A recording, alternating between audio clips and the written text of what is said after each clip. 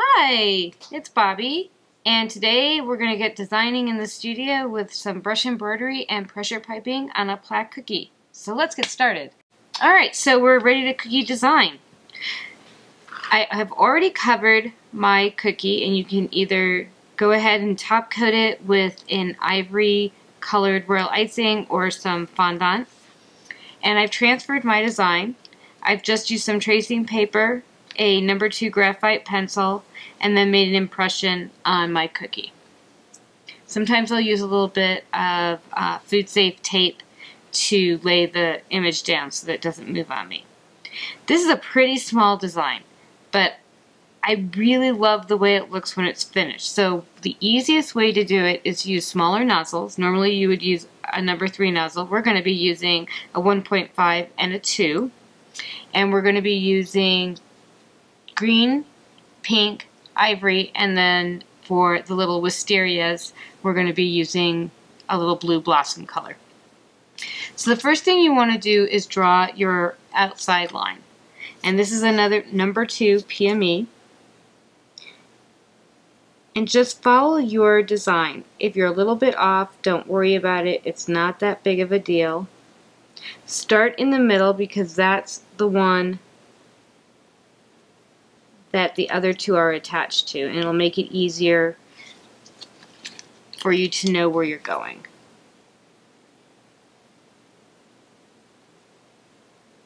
If you have not transferred your color over well enough for you to see, or you seem you're having problems, just go with it. It's not going to matter. It'll still look good as long as you have that blossom shape. So now we're going to take a lightly dampened brush. I'm going to go through both colors. So I went ahead and I did a tone on tone with a pink and an ivory color that matched the color of my cookie. And if your brush is not wet enough, just re-dampen it. You don't want it to be too wet. Now depending on how fast you work, you probably could do one whole blossom. They're small enough. But if you have never brush embroidered before, do it in small pieces. And I'm going to do it in small pieces for you just so you can see what I'm looking for. Remember that you want your blossom to go towards the center, and I'll show you what I mean when I get this line in. So again, I did my ivory on the outside and my little fuchsia pink on the inside. So when I mean go towards the center, as you're drawing it in, you're going to draw everything towards the center of your little flower.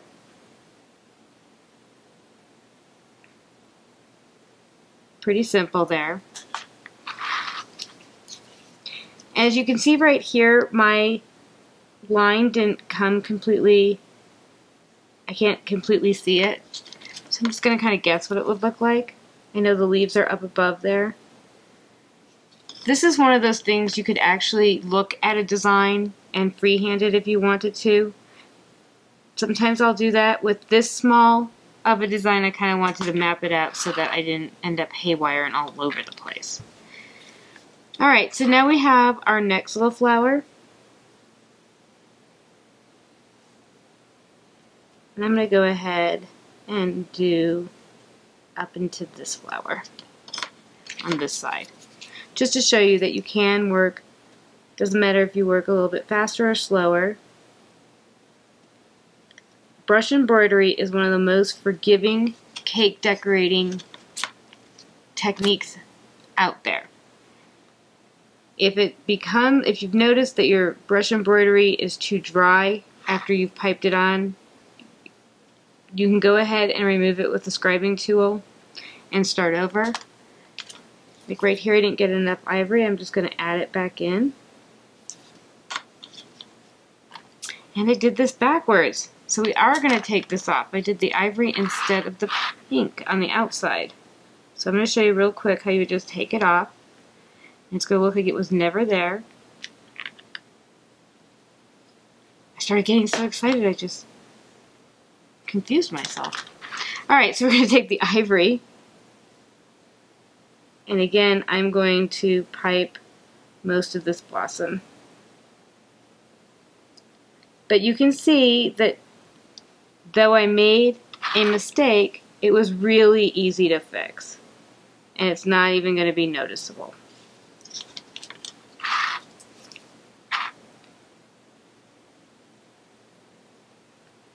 Like I said, this is one of the most forgiving cake decorating techniques there are.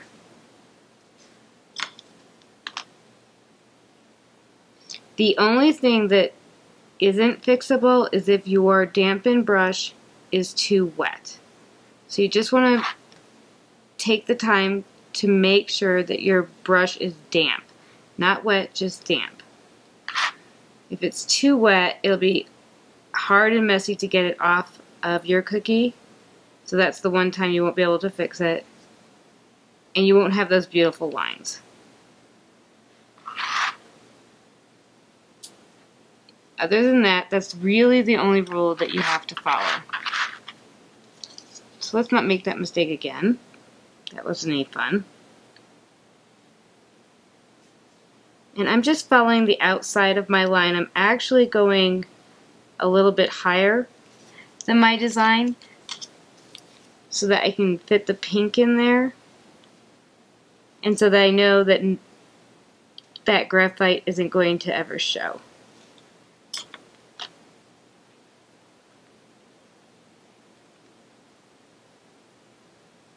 And then again, you want to just dampen your brush.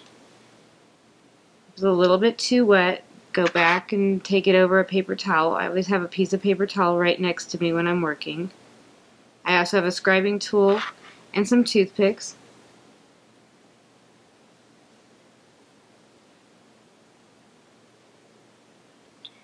And of course I have my design in front of me so that I know what I'm doing.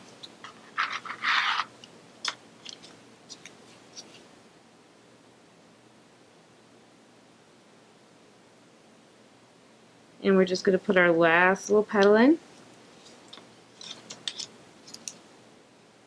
And I will sometimes pipe, if I have the design on there already, I'm not freehanding it, I will sometimes pipe upside down so that the pink or the two colors that I'm working with, I can see that they're laying right next to each other, almost on top of each other per se. I just need a tad of pink right here.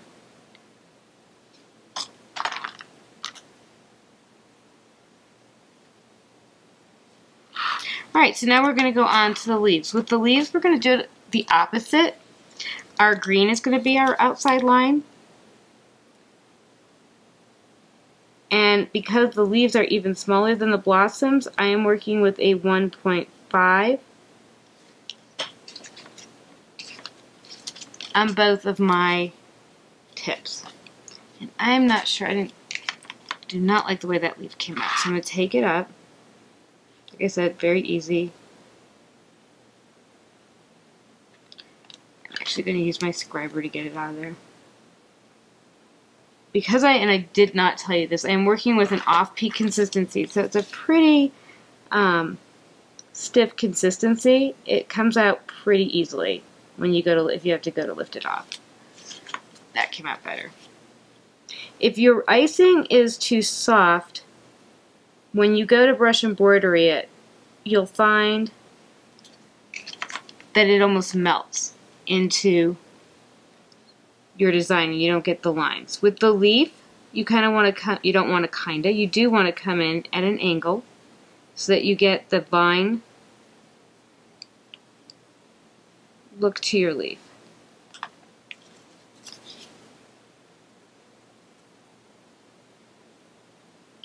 And this really is a very easy cookie, or a very easy technique to do.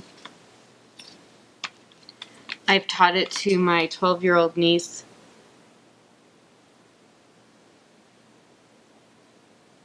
My daughter has been able to do it since she was little. Because it is so forgiving, it's a great way to get kids started in the kitchen with you. I didn't mention if you are, well actually I would do it either way. Whether you're using fondant to cover your cookie or you are using royal icing, you should wait a day. Your royal icing definitely needs a day to dry. And I like to give my fondant a day to dry. Now if you have some little blossom like gum paste cutters, you could use those to mark your design rather than drawing it into there. And that I would do when it is wet. You can only do that if you're using fondant. It won't work on royal icing. So with royal icing, you can either lightly draw it in, or you could scribe it in.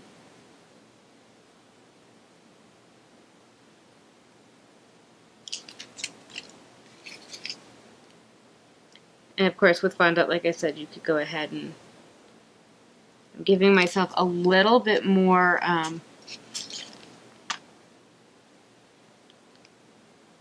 ivory in there because it didn't come out as thick as I wanted.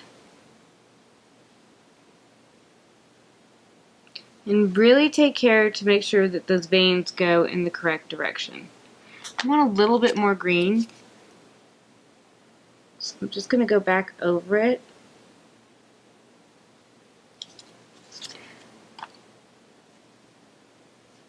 There's another technique with brush embroidery that can be done, and that is when you get all finished and it's dry, you can outline your brush embroidery with your top color. But I think it takes away from some of that brushed look. But that's an option too. I know there's a lot of people who really like that one. If you're new to brush embroidery, using a brush as large as the one that I am using might be a little bit cumbersome. So just go to a smaller flat brush. This one was made for brush embroidery. I have some round and some squares that do the same thing. It just depends on what I'm doing. Alright, so we have our leaves in. Now I'm going to go back and just put in some little stamens. So I'm just going to make a little bit of a round bead. I'm going to release by pressure and go around so I don't get too big of a peak. And you can do 3 or 5, that's up to you. And if you see that it's kind of popping up there, it gives you a little bit of a tail, just go with a wet brush and bring it down. For the stamens, I am using my 1.5. I'm still using my off-peak consistency.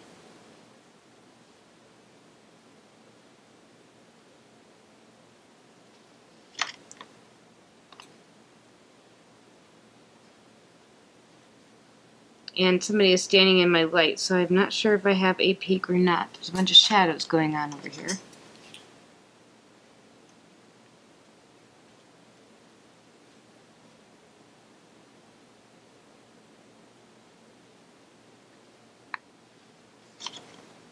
And then if you want to, you can go back and add a little center to your leaf with the green. Just a very fine line coming down the center of your leaves.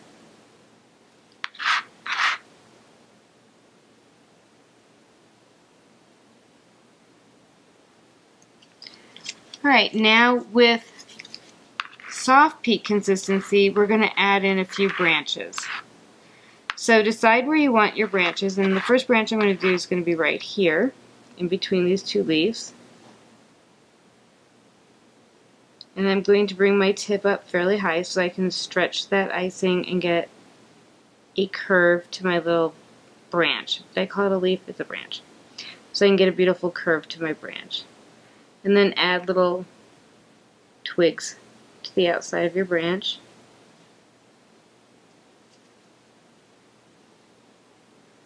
Like so. And then I want this to tuck in, so I'm just going to take a little bit of a damp brush and bring it on in there.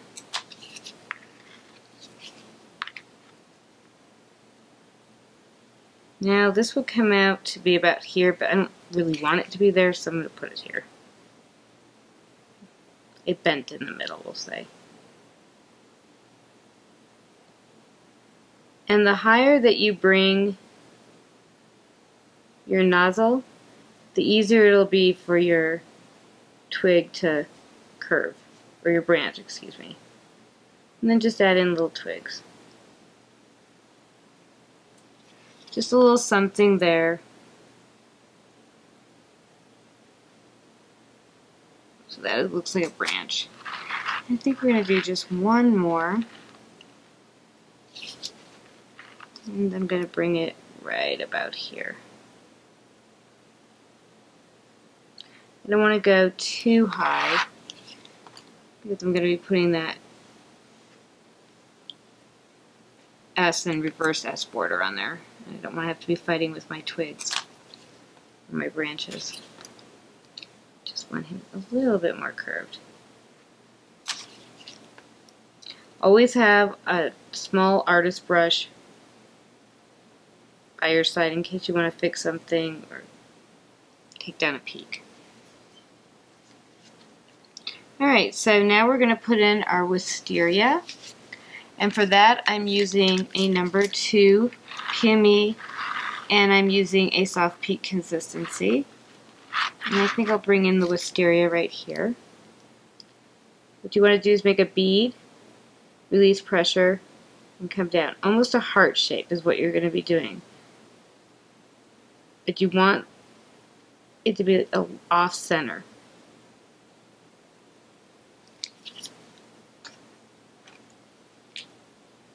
Tuck him in so it looks like he's coming out from that flower right there.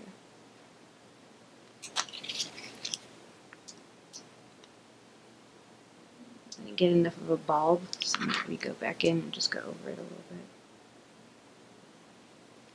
bit. So there's that wisteria. And then we'll put the other one right about here. So you're going to make a bead, and this is pressure piping. So you're going to release your pressure as you come down for that little tail. And that didn't come out exactly how I wanted it, so we'll just take it off. No big deal.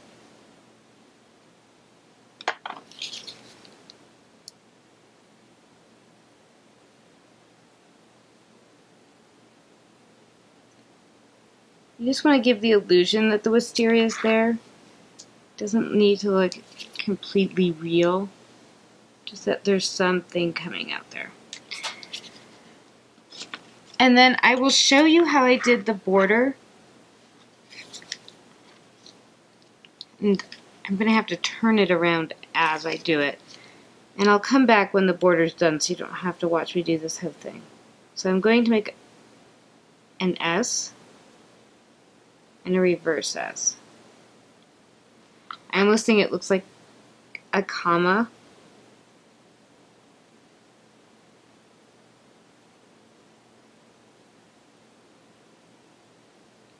But it seemed to be the perfect border for this design. So I'm going to turn that around so you can see. I'll actually bring in one of these cookies so you can see exactly what I did. So thank you for joining me and designing some cookies in my studio, and I'll see you next time.